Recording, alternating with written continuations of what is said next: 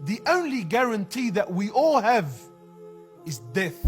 Allah says every soul shall taste death, and death will find you no matter where you are, in the darkest hole, in the lowest valley, wallah, in the summit of the highest mountain. Death will come to you, and it will come as a shock. It will come unannounced.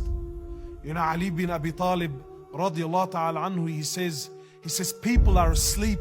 We're asleep, my brothers. Trust me, you and I, we think we're living. You and I, we think we're living because we're chasing our dreams and our whims and our desires and our ambitions. But Ali says, he says people are asleep,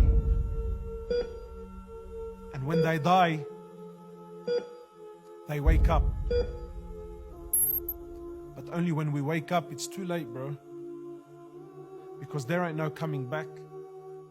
What is it that we're really chasing? You know, it's not like you and I don't know that we're not gonna die.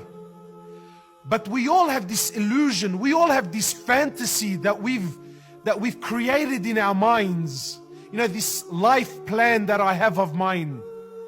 This dream that I'm gonna grow up one day to be this amazing person who's gonna be famous and rich and have this amazing car and this beautiful house and marry this beautiful woman and have these amazing children. This is my plan.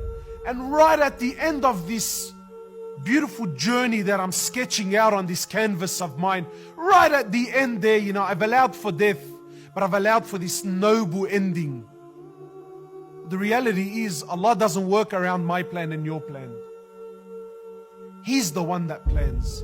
He's the one that designs. He's the one that calls. He's the one that orders.